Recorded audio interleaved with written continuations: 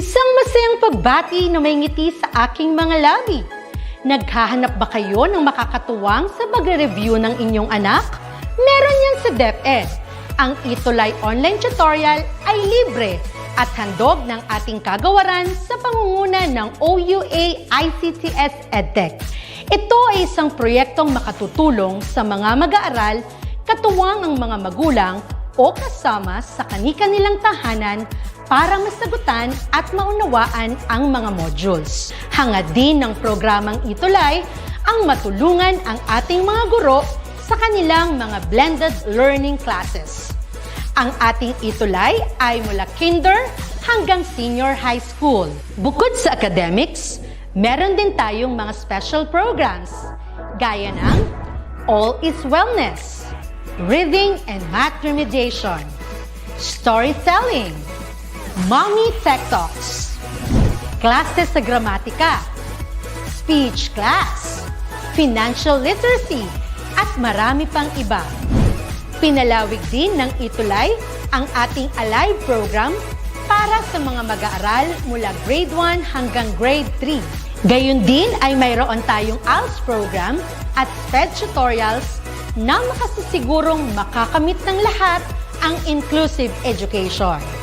May SPED hotline na rin para sa inyong mga katanungan patungkol sa special education. Kaya, subaybayan mula Lunes hanggang Biyernes, mula 9:00 ng umaga hanggang 7:00 ng gabi ang ating ETUlay. Sa ating pagtutulungan, maiaangat natin ang bawat isa.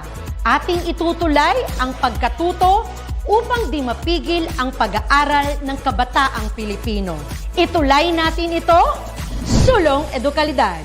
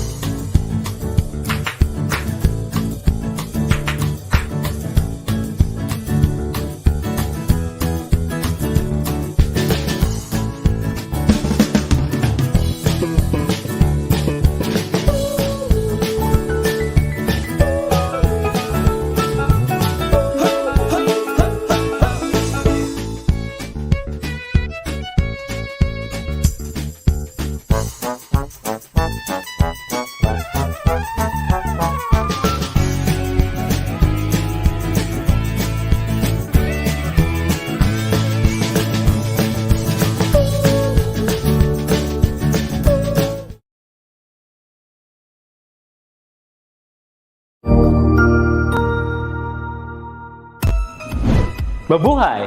Good day to all! I am your tutor Madge. Welcome to ETUlay, a free online tutorial, an initiative of the Department of Education, Information and Communications Technology Service, Educational Technology Unit, ICTS EdTech. This program is aimed at helping and assisting learners from kindergarten, senior high school, ALS, Alive and SPED learners. Aside from answering the modules, the ETUlay is offering programs which you will surely look forward to. Together with our parents and teachers, the ETUlay will bridge the gaps where difficulty and ease meet in learning new knowledge and skills. So, let us prepare our modules, pen and paper. Ready your mind to see and hear worthwhile and interesting lessons. Let us now study and learn, together with our volunteer online tutors. Tara na!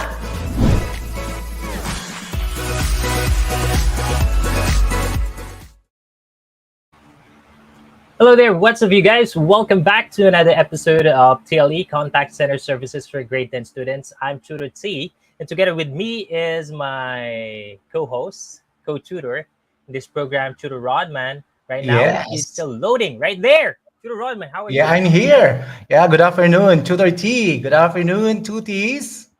Yeah, another Friday, another learning. I am Tutor Rodman from SDO Bataan. And I'm from SDO, Cavite Province, together with our host right now, the one who's directing our show, Tutor or Cup AJ, is Yeah. also from Cavite Province. Thank you so much for helping Mm. us with this, our Top ETUlay tutorial. AJ. Yes, and we're also grateful to our ETUlay principal tutor, Madge, or tutor Mark Anthony Hamisal, and the rest of the EdTech unit specialists and EdTech unit Yes. head, Thank you Sir very Mark C. much. Diba? Yeah, Ayan, maraming at salamat. nagiging And sir, we have our tourist, no? Mhm. Rosa Q. Morales watching from Malanay Elementary School. And we have also Daveson Zhao listening po from San Mariano National High School, Deputy Isabella, grade 10. Masipag, yes. And Ayan. we have M. Hanko. Hi po, good afternoon. Good afternoon, everyone. Ayan. So you can just comment whatever you want. You can respond to our question. At the same time, we Yeah, would really appreciate it if you guys would share our ETUlay sessions so that we will reach more students right there who are aiming to become a contact center employee in the future. Maybe it's that's right. maybe you want it to become your lifetime career, or just to support your college schooling, or if you have parents who are looking for a job right now, BPO is currently one of the best options that we have, right?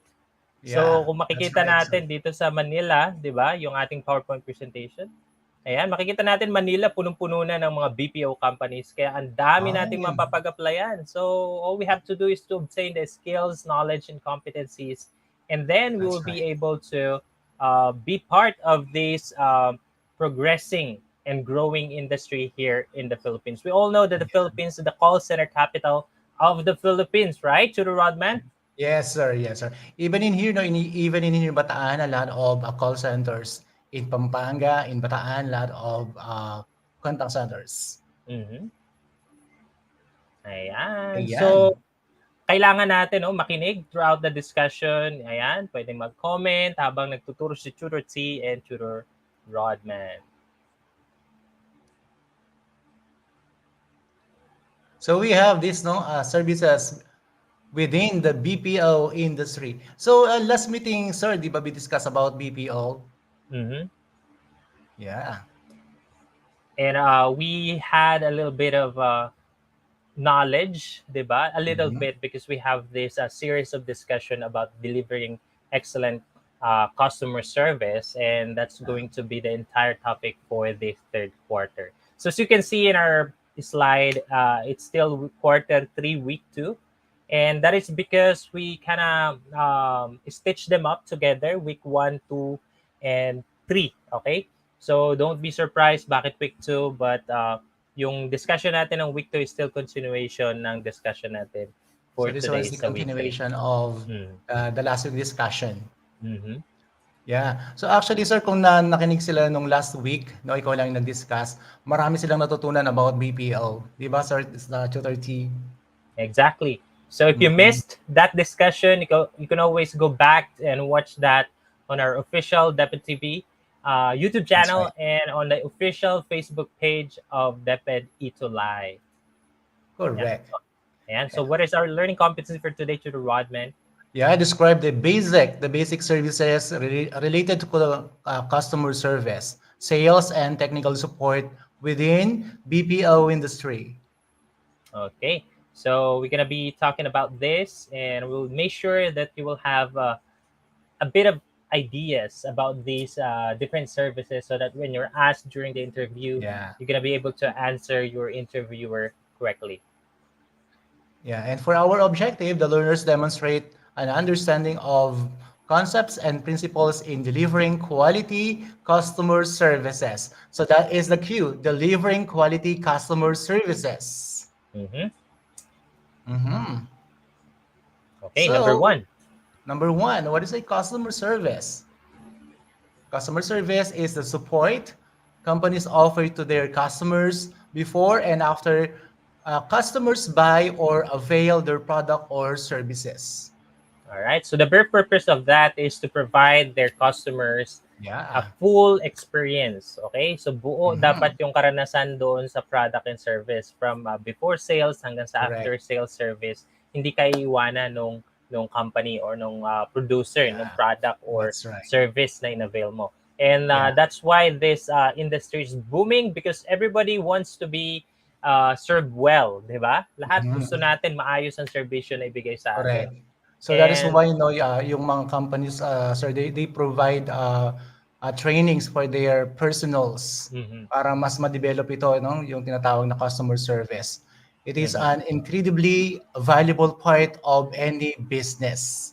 Diba, yung Ayan. customer So, service. watching from Tanday High School, SDO Camarines Sur, Mark Clotildes Navida. How are you there? Hope you are all doing great there in Camarines Sur. Yeah. So dumarami na yung ating mga chuti, natutuwa naman ako, no? Yeah. Sana dumami pa sila. Mm-hmm. And why is customer service important? Bakit nga ba ito mahalaga, no? The first one is to stand out from the competition. Number two, to provide an overall experience to customers. Okay, so imagine to Yan. Rodman if your competition or the competitor, let's say you have a company and you have, of course, if you have company, Oh, you will have competitors. And imagine if your competitors have customer service, mm. like they do have customer service and you don't have customer service. What's gonna happen? So it's Siyempre, obvious ano, that you're gonna be left behind the competition, yeah, di left ba? behind. Ayan. Kasi Tapos ito nga, nabanggit na rin customer naman natin. service very important. Mhm. Kaya nga yung mga ano, no, nag-aano sila ng mga call centers na pumapasok sila diyan para mai-promote yung kanilang business. Tapos yung mga hindi nila kayang gawin dun sa loob ng kanilang company, so yung sa call center yung gagawa para sa kanila. Mhm. And especially sa ating mga business owners, no, they know that keeping their customer is a lot easier than obtaining new customer, di ba? Kapag may Yeah, customer ka na, all you have to do is to serve them well. And if you do correct. that, of course, they're gonna go back to avail your products or service once again, di Mhm. ba? Tapos, Yeah. sa panahon kasi natin ngayon na uso ang social media, ang daling sirain ng isang product, di ba? Kapag hindi mo nagustuhan, ang daling sirain. No? I just remember this previous experience that I have. I ordered this ready-to-wear uniform on online selling shop. Mm. We Yeah. don't have to mention, but you know, guys, the two biggest online shops here in the Philippines. So one of those online shops ay meron silang seller na nagbenta sa akin ng produkto na hindi yun yung binili ko. So I was frustrated. I called them up and communicated with their customer service. And a good thing that online shop did is that they provided me or they gave me my refund, and at the same time they allowed me to keep the product. So who lost, diba? The one who lost there is the the service provider or the online seller who did not deliver the excellent service Yeah. that I need or the right product that I need, di ba? Yeah, good for you, sir. Sana lahat gano'n, no? Sometimes kasi yung ibang mga online sellers, they don't care doon yung kanilang mga customers, no? Mhm. Ang ano nila, ang kanilang concern lang is yung profit. Mhm. Ayan. And then how will we be able to provide an excellent customer service? That's the question, di ba? So meron Yeah. tayo ditong 4 suggestions that we can do to provide an excellent customer service to the Rodman. So Mhm. let us read this. Yeah, number one, listen to your customer. Yeah, so Mhm. listen to your customer. Number two, empathize and be friendly. Number three, deepen your product knowledge. And four, fulfill your promises. Exactly. So we Yeah, all know that listening is one of the most powerful skills that we can yeah, develop. No, once you have these skills, you pretty much can listening. learn everything, and you will be able Actually, to we discussed avoid. already, no, what is the Mhm, listening skills. So mhm, kaya ang daming matututunan talaga dito sa atin no, sa contact center services na mhm. subject. And listening is not just about hearing. No, you can Yeah, hear words, you can hear other people say something, but listening is at a deeper. different level, 'di ba? Yeah, Deeper version of hearing, 'di ba? of Mas hearing. malalim 'yan sa kaysa sa Correct. naririnig, okay? So dapat nandun tayo sa listening level kapag may kausap Mm. tayo or pag meron tayong customer, 'di ba? Yeah, listen to your customer. Remember that customer is the most important person in business, Mhm. right? Without customer, without sales, without profit. Kaya Oo. napakahalaga niyan. Ito, Should know how to importante rin to, listen. no? Empathize and be friendly. Ayan. Churo Correct. Rodman, paano ba mag-empathize? So empathize and be friendly. So empathize is different from sympathy, no? Mas iba Oo. 'yon. Kapag when say empathize, ibig sabihin you're putting your own feet dun sa or shoe, no? Dun sa ibang tao. Parang ikaw talaga yung nakakaramdam, no? Oo. Nararamdaman mo yung nararamdaman nila. So empathize Oo. and be friendly. Kaya Okay. katulad So, nito, so titingnan we mo are dun sa friendly. perspective na. Hmm. Yeah. Dapat when Titingnan mo you are talaga yung speaking nararamdaman, with no? Yeah, speaking with your customer, lagi kang ano, no, mababa ang loob mo. Yan, you are smiling, 'di ba? Nakangiti ka palagi. Mm. Eh, bakit naman importante, Tutor Rodman, yung magkaroon ka ng malalim na product knowledge? So, ibig sabihin, Diyos, dapat kabisado mo yung produkto mo na binibigay, di ba? correct. Yeah, importante 'yon, no? So dapat ano, yung alam mo, no, kahit na anong pasikot-sikot, yung harap, yung likod, alam mo yung mga sinasabi mo about your product, 'di ba? Kaya nga dapat ikaw yung unang gumamit, yung sumubok dun sa yung sinasabi o yung binebenta mong product or service, 'di Oo. ba? But since mga call center companies, we actually don't have that privilege to actually use several of their products and services, di ba? But we do have this, what they call training, di ba? Training where we will be um, rehearse about the products, where we will be informed ano yung mga features ng product, what are the common issues, and how to Yeah. resolve those issues, so that when we were plunged in there, Mm. when we were put into the production area, we Correct. would be able to respond to our customers fast. Diba? Imagine Mm. kapag hindi mo nahahanapin yung information because you already know Yeah, the information about the product. Kasi nga, meron kang correct. malalim na nakaalaman dun sa produkto. So, Yeah, importante yun, no? Deep product knowledge. yeah, correct. Halimbawa, no, you are selling a cellphone. Ang tanong kaagad ng kliyente, ng customer, ano yung specs niyan? 'Di ba? Dapat, alam mo So yung dapat specs. alam mo yung specs niya. Galing ng Kasi nga examples ni with, Tutor with Rodman, those no? with those knowledge, mako-convince mo yung client mo, your customer na bilhin yung binebenta mo. Mhm. Ayan. So, dapat din nating tuparin yung ating mga pangako. Yung number 4 Yes, natin, fulfill tuparin your ang mga pangako. promises. Oo. Anong Mhm. mararamdaman mo kapag hindi tinupad ng jowa mo yung pangako niya? So, alam mo naman natin yung Oo mangyayari. talaga, 'di Kaya, ba? we have to make sure that we fulfill the promise that we made. Let's say, Oo. for example, sa call center kasi, let's say you have to pull up a document and you need some time. What we gonna do in the call center setup is that we tell the customer if we could put them on hold for, let's say, 1 or 2 minutes. And if we say Yeah. 2 minutes, we have to make sure that we go back to that customer after 2 minutes. Mhm. Diba? That's right. Don't ever go over the time that you said. Diba? Kung sinabi mo 2 minutes, go back there after 2 minutes. Whether you were able to pull up or you were able to pull up that document or not. Diba? Kailangan Yeah. balikan mo pa rin siya. At Yeah. kapag sinabi mong tomorrow is the delivery of your product or tomorrow we will refund, make sure that tomorrow you will refund it by Yeah. hook or by crook, di ba? Correct. Yeah, Ayan. and So do not magandang say hapon daw. anything, no? Yeah, do not say anything na hindi mo naman kayang i-fulfill. Tama, 'Di no? ba? Para Kasi makaiwas doon ka tayo dito masisira eh. sa pagkabigo ng ating mga pangako, no? Yeah. So magandang hapon po sa lahat nanonood mula sa Paralang Tanday High School Tanday, Nabua, Camarines Sur, from Christine Yeah, good Montales. How are you, afternoon, Christine Christine? Montales. Ayan. Paki-share ang ating show, ang ating tutorial right now para marami tayong ma-reach Mhm. na mga kabataan gustong matuto about sa contact center services. Ayan. Please So, promote our session. oo, Contact punta na center tayo sa sales. services. Okay, Yeah, ano ba yung naunawaan sales naman na natin yan? ang customer service, Juro Rodman, di ba? I hope naunawaan Yeah. din natin mga chutis. So, let's go right into sales naman ngayon. Mhm. Sales is a process where a product or service is exchanged for a price. Yun daw, yung mga sales na yan. And we have this, no? The sales process. Paano ba yan ito? Acquaintance and then assessment, then closing, then persuasion. Ayan. Is that the So correct cycle? ang una kasi dapat dyan is meron tayong assessment. We need to Yeah, so assess our customers' correct. needs. 'Di ba? Dapat alam natin yung needs nila, kilala natin sila, alam natin na sila yung target customer natin.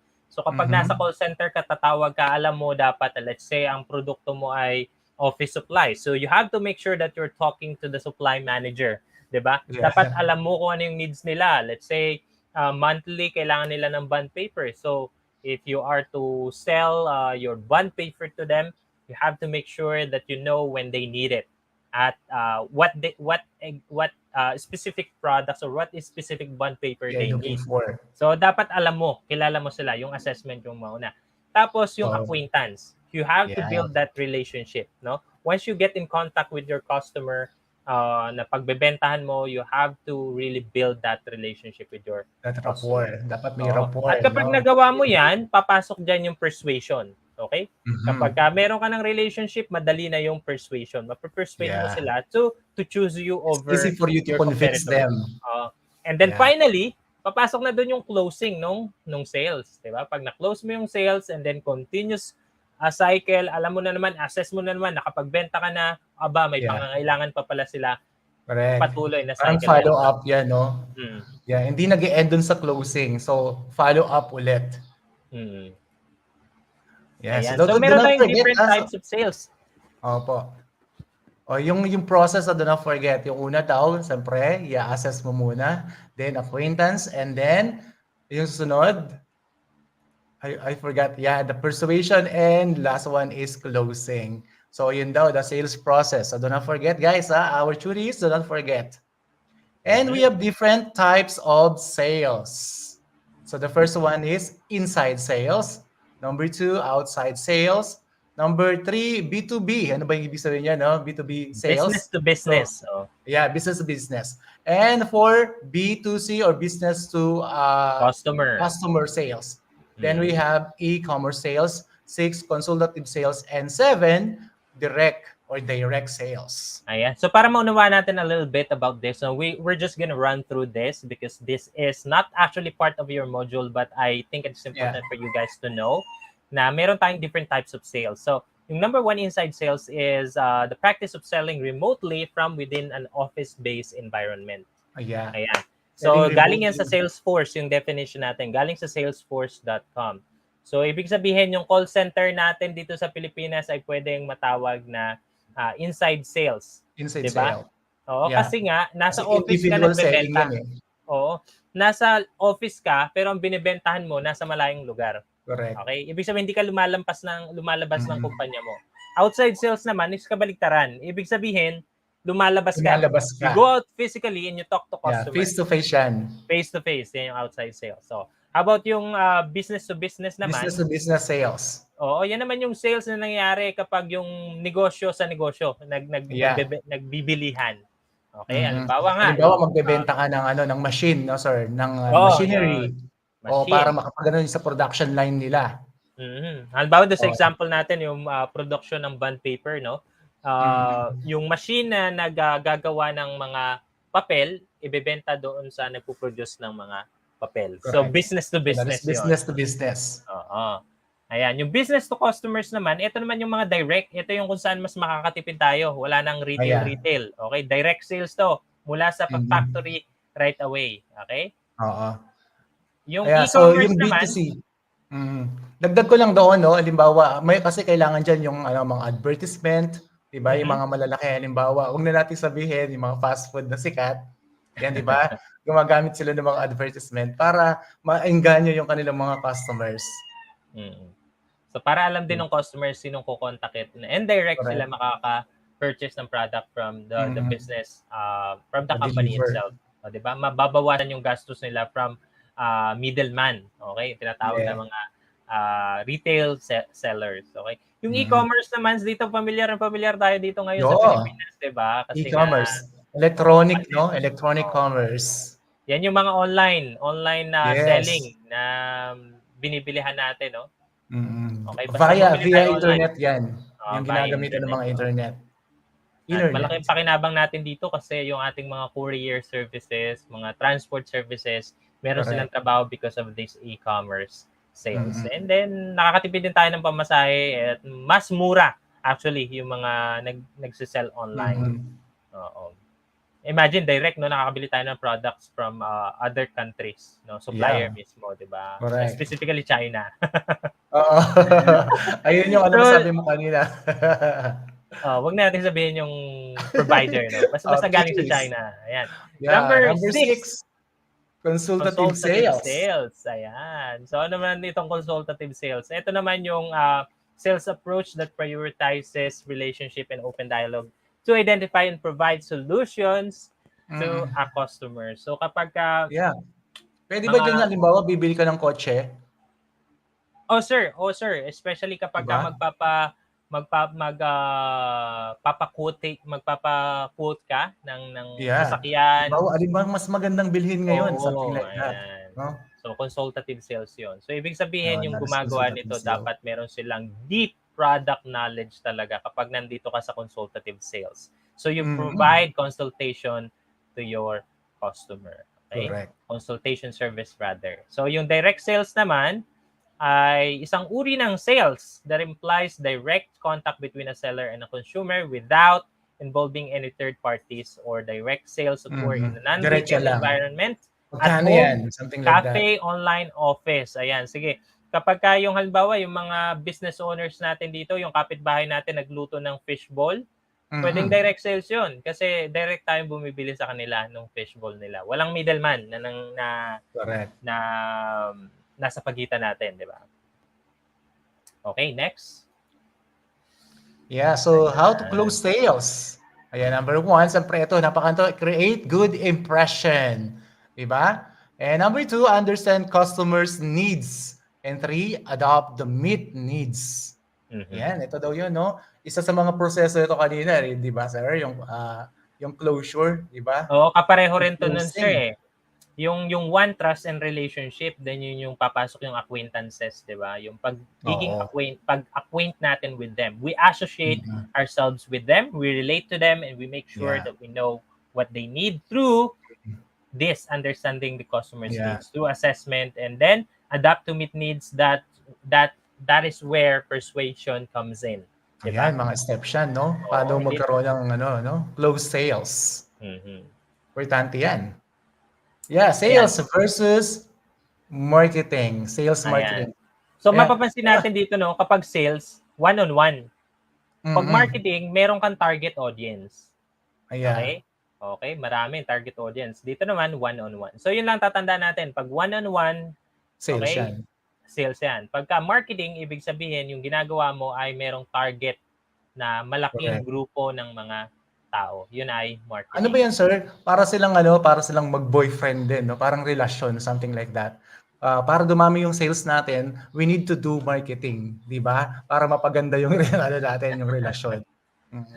Kailangan Oo. malaman natin kung ano ba yung gusto niya, kung anong ayaw niya, something like that. Para mag-gets natin kaagad yung kanyang puso. Parang Mm. ganun lang, no? Oh, Ayan. marketing and sales. So they Okay, tandaan are natin yun, the connected. process of sales and marketing are distinct from each other, Mhm. where sales transaction is typically on a person-to-person basis, while Ayan. marketing is a campaign that is tailored to target groups. Okay, so meron tayong target na grupo kapag Yeah. marketing. Ayan, number 3 na, technical Yeah, support. technical support.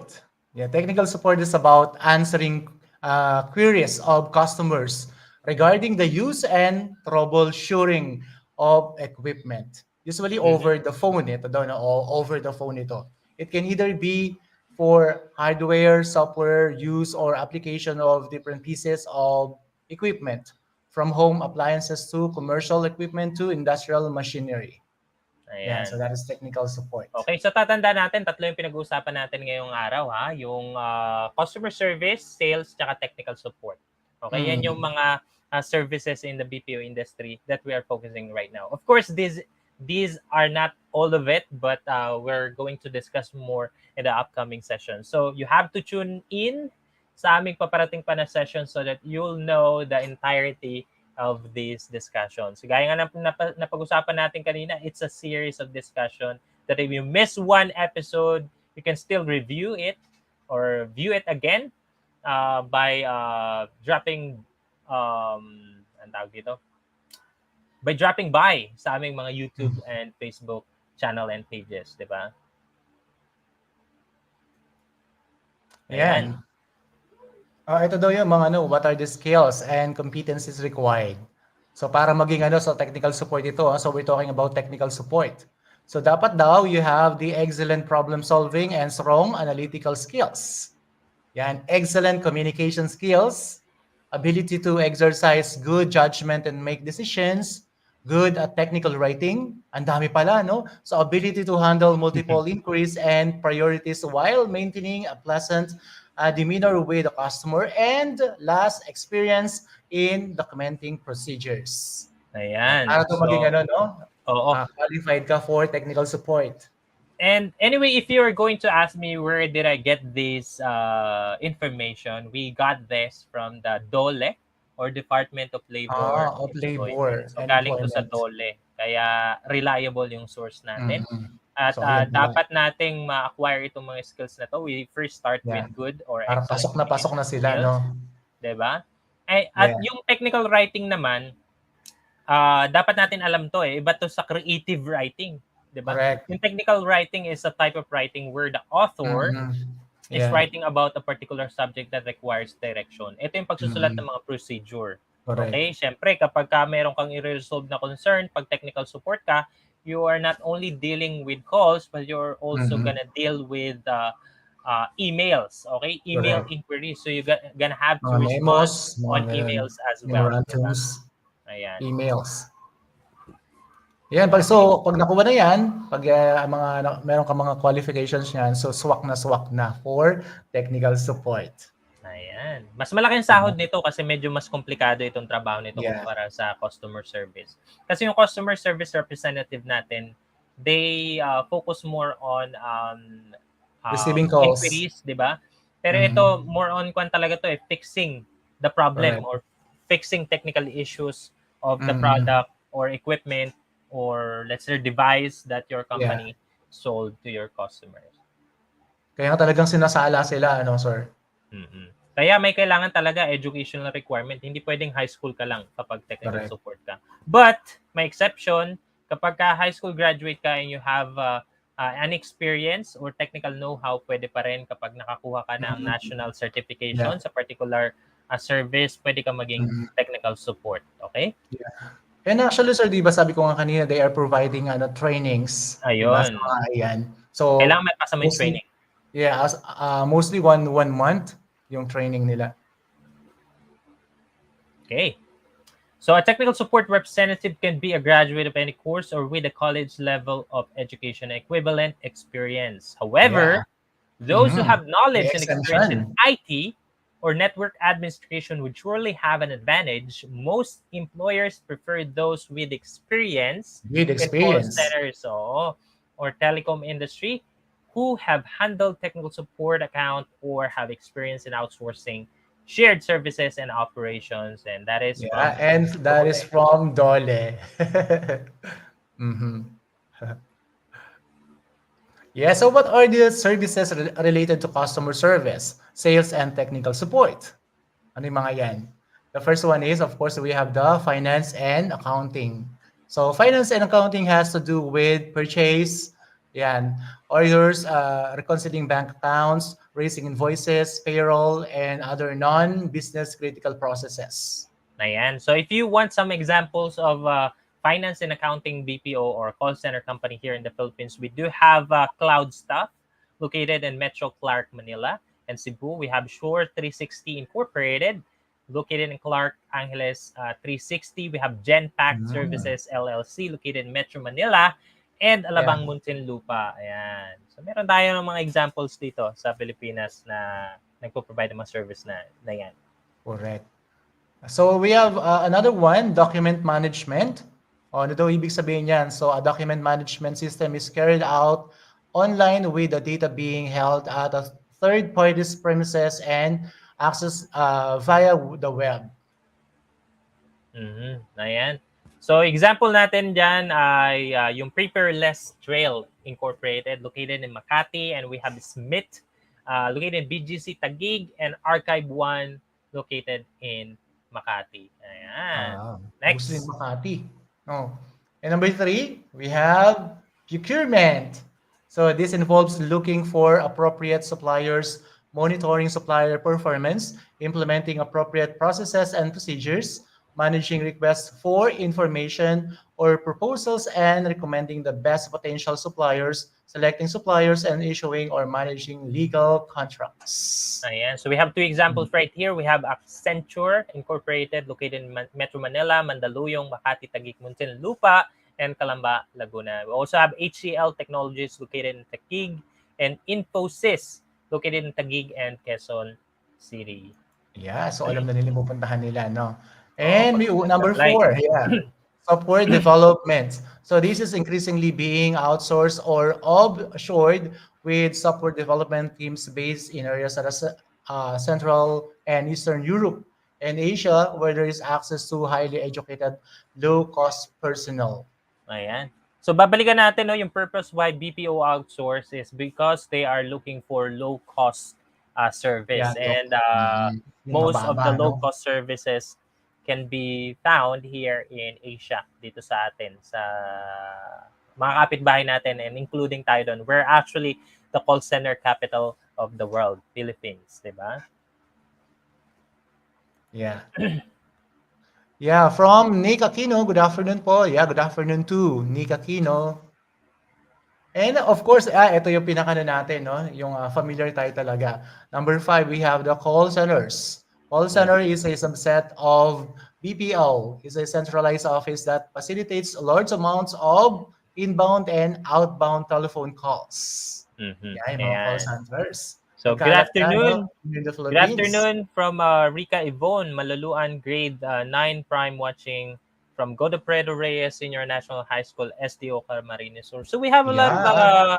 students or tourists and teachers from Camarines Sur. Thank you so much for tuning in. We appreciate it. Mhm. We want you to be part of our program each week. We hope Mhm. we are worthy of your time, di ba? Yeah, salamat po. Thank you very much, guys. Archuris, thank you very much. Yeah. So let us explain, no, ano bang ibig sabihin ng inbound calls na to? Customer services inbound calls. Customers that call for transactions like order processing, administrative assistance like complaints or billing questions can be handled by customer service call centers. Mm-hmm. Yan. Yeah, inbound calls. Okay, yan yung inbound calls. Ibig sabihin, papasok yung tawag. Papasok. Diba? Tatandaan, papasok yung tawag.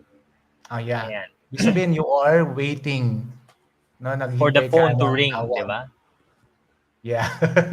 And letter B, telemarketing. Ito, ano, tele, using the telephone. And telesales. Ito naman, outbound calls. So call center agents place calls to customers to obtain information or sell products and services. Example, customer satisfaction surveys, marketing, sales, and customer follow-up.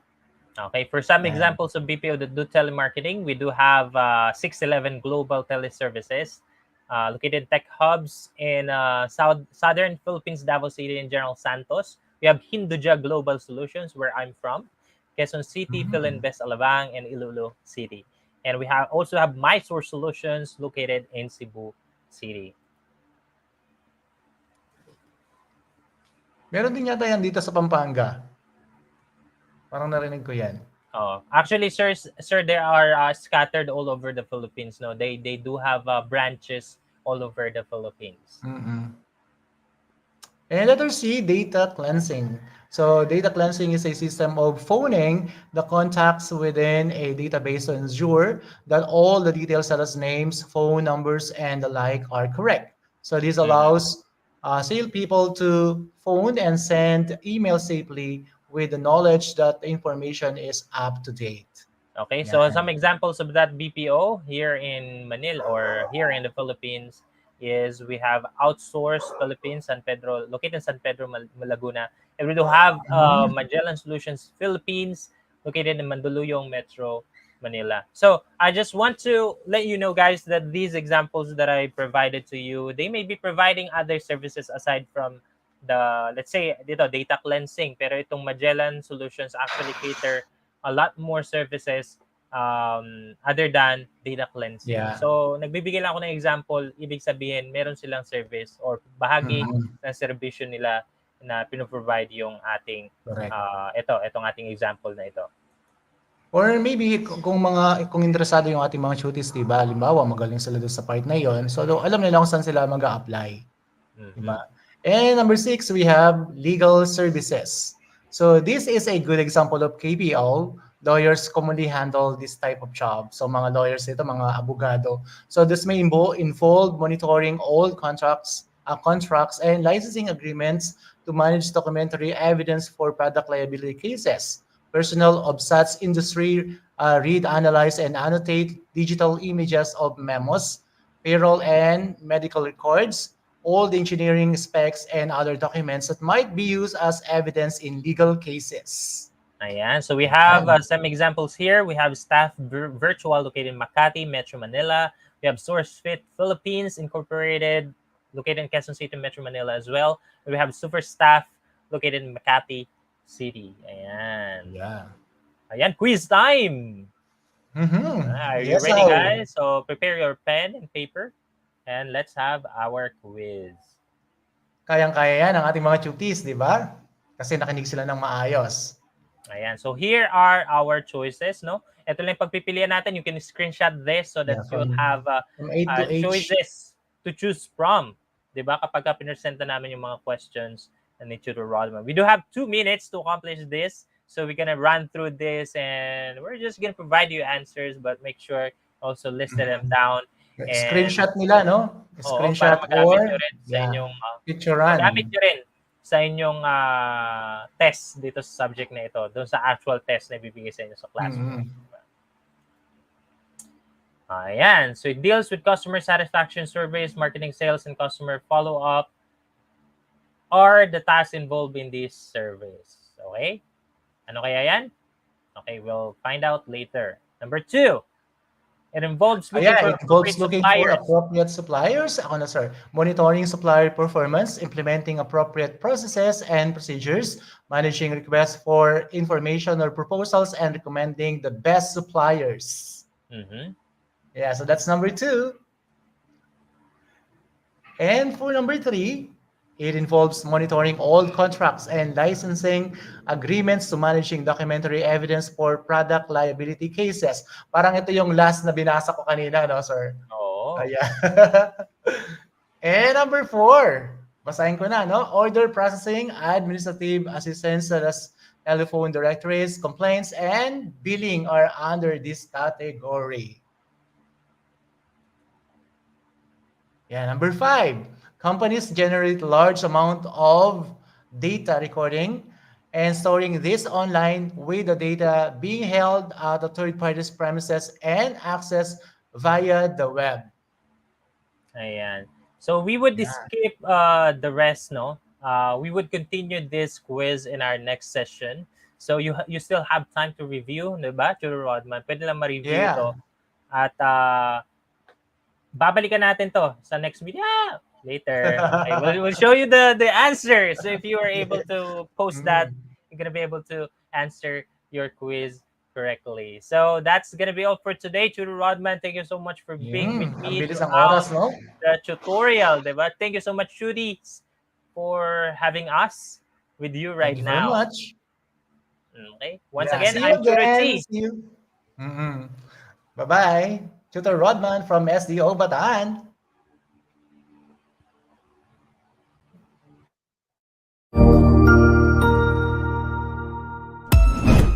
Ang husay naman! Natapos mo ang iyong tutorial session kasama ang iyong mahusay na ETUlay tutor. May bago ka bang natutuhan?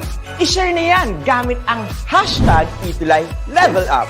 Huwag aalis ha dahil may susunod pang programa na pwede mo ring panoorin at salihan dahil naghihintay na ang iyong mga tutors. Happy learning dito sa ETUlay!